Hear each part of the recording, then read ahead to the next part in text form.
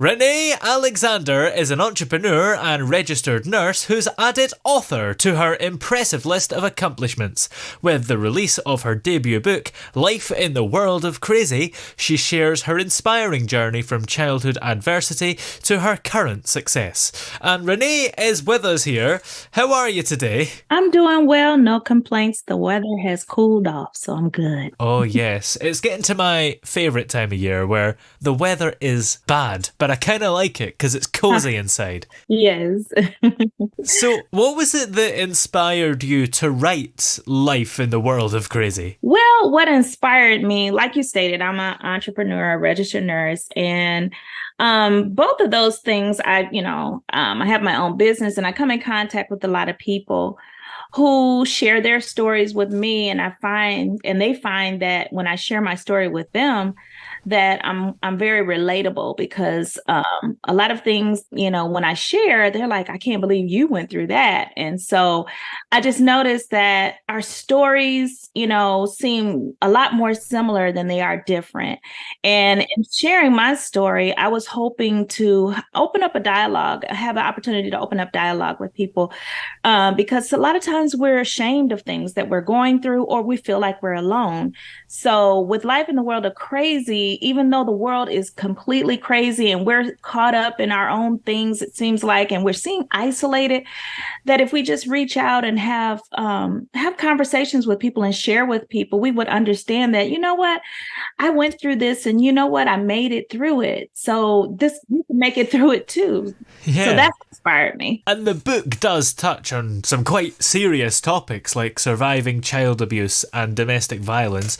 So, how did those experiences shape your life and contribute to your own resilience? Well, how they shaped me, because I am I'm a Christian and I really believe in God, but Yeah. in the beginning, I didn't really have a relationship with God, but I heard about him. And and what I realized was, okay, he's saying I'm not alone, so let me see if this is true. And it seems as if people would come into my life, even though it was really, really bad situations and I felt like I was out on an island. It always seems like somebody would come around in that moment and help get me to the next moment. And then Yeah. circumstances would open up. And that's where, when it talks about, when I say in my book that, God is everywhere because he uses people. And I really firmly believe that, because so many people have come into my life, have helped shape my life, have spoken life into me when it felt like I wasn't going to make it. And they were there for me.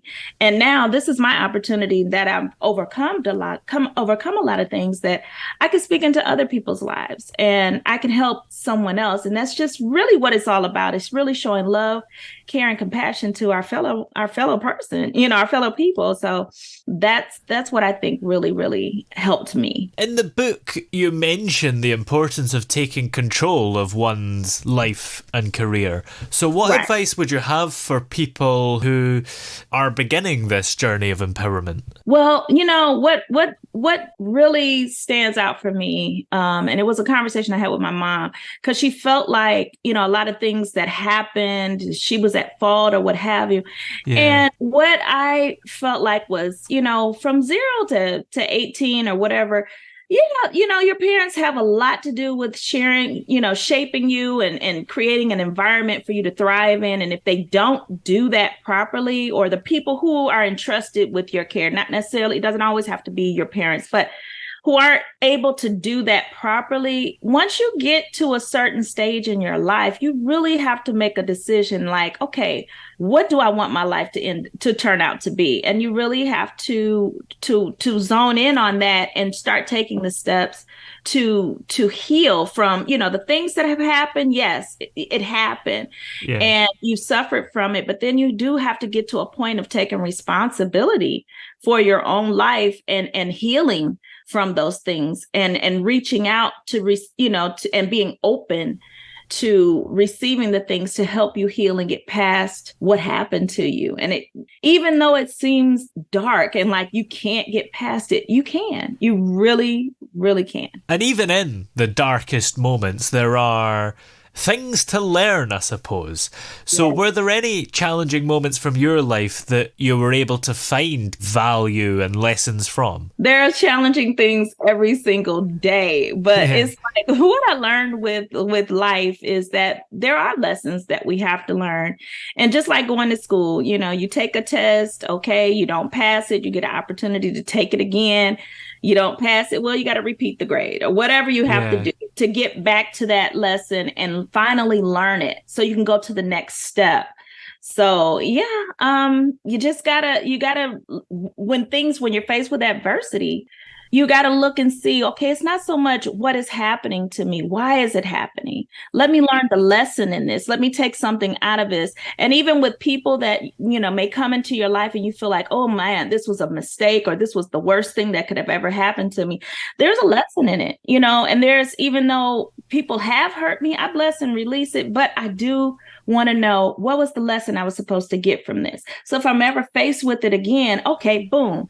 I don't necessarily have to wait for a red flag. There's a yellow flag that's letting me know, ooh, you've been through this before. What is the lesson that you learned? So you don't have to repeat it. Now, forgiveness is a theme that comes up in the book. So what role has forgiveness played in your life? Well, forgiveness is huge for me. And I forgot who wrote this, but it was like when you hold a grudge against somebody or you don't forgive somebody, it's like pouring a glass of poison for someone else, and then you end up drinking it yourself. So it's not really hurting the other person to not forgive them. It's really hurting you because you're carrying that. And I realized, I'm holding a grudge against somebody and I'm mad at them. And then I meet up with them again. They living their best life, and I'll bring up something that they did to me and they're looking at me like, what are you talking about? They totally forgot about it and went on with their life, And I've spent all this time holding a grudge, letting that take power over me. So forgiveness, it's really for you. It's really for you. And, you bless and release it. If the person comes back, that's wonderful. And if not, hey, I forgive you. I don't have to carry that on into the next stage of my life. I can move on. Yeah, absolutely. That's so true.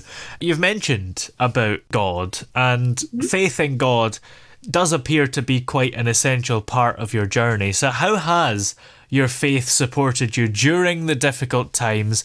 And what advice would you have for individuals to nurture their own faith or resilience? To nurture their own faith and resilience. That's a good question. My faith in God comes in, and I think what helped me with it as well is having children. And in the Bible, he speaks of us being, we're his children. And I look at how I treat my own children. I would do anything in my power for my kids if they needed it, and now I have a grandson. So, I would do anything I can for him. And I'm limited with what I can do. And since God is my creator and I'm his child, I look at it now with, he wants only the best for me. You know what I'm saying? And all he asks us to do is ask. And I've had so many situations in my life that all I did was ask for help, ask for guidance, because he says, just ask. Yeah. And every single time that I ask, somehow or another, the answer comes, somehow or another, the wisdom comes, somehow or another, the door is open. So his track record with me is just, you can't make me doubt him. There's a song that we sing in church, you can't make me doubt him, because I know too much about them at this point. Just like a relationship that you have with someone that you can see, that somebody's right there next to you, and they've proven themselves to you over and over and over again. Yeah. I couldn't come to you and say, oh yeah, she's this or she's that, when you know for sure in your heart, no, not this one. She's proven herself over and over again to me. And so to me, the Bible is really just a book of love. It's a book of guidance. It's a book of letting me know that he created me, and he wants what's best for me. And so that's just how I built my relationship. He's built his relationship with me, and I've allowed it to happen. And that's just what it is for me. Your book talks about using past experiences as ingredients for creating the life of your dreams.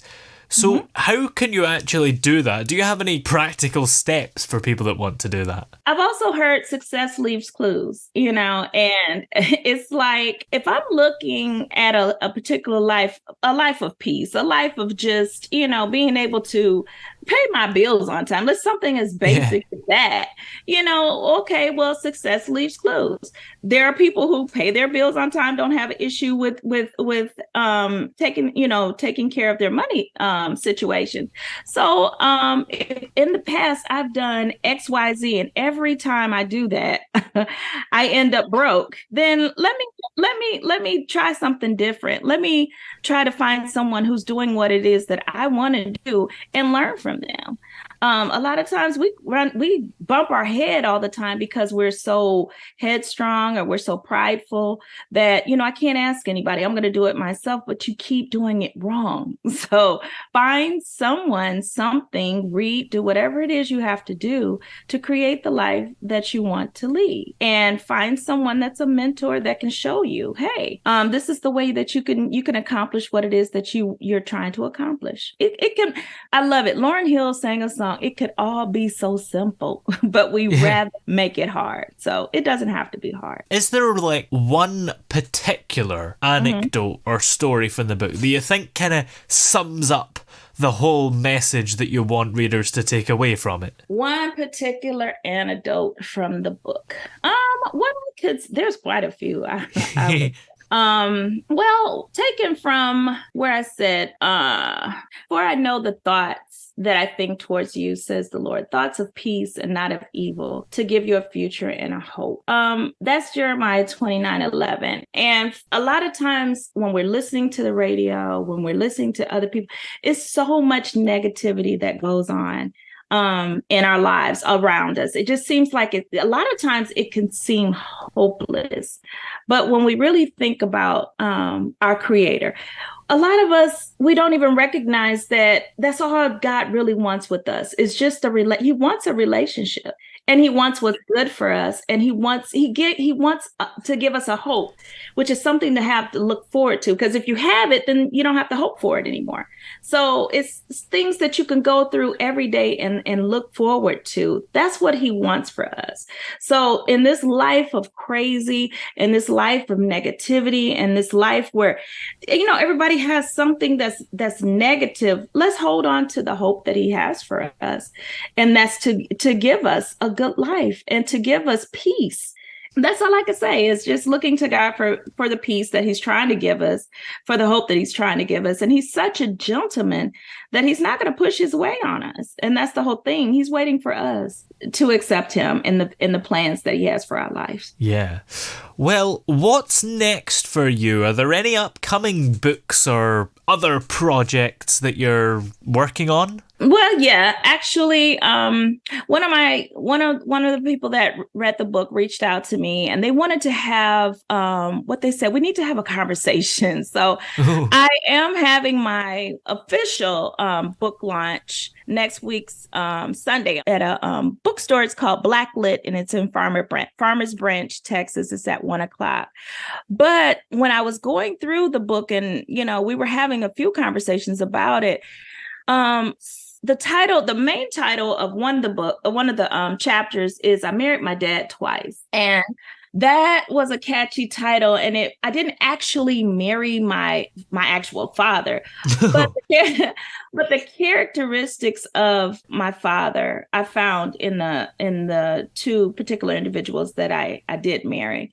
And it was really, I want to touch on the relationship between father and daughter. I remember saying that, it's been said that the father is the first man that the daughter will fall in love with. And that position is so, so powerful and so, it's so important. And nowadays it just seems as if, the importance of men is not really highlighted as much as it should be. And the bond that is necessary between a father and a daughter, how it really affects the daughter. And a lot of the things that I dealt with was because of that lack of a bond that I had with the person that was my father. And so that's one of the topics that I want to cover in my next book.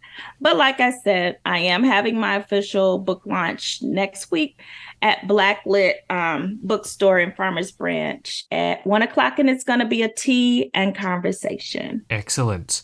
Well, many thanks for joining us. Where are we able to find this book that you've came out with, Life in the World of Crazy? You can find Life in the World of Crazy on Amazon, which, by the way, it made the #1 Amazon new release bestseller. So I'm very proud of that.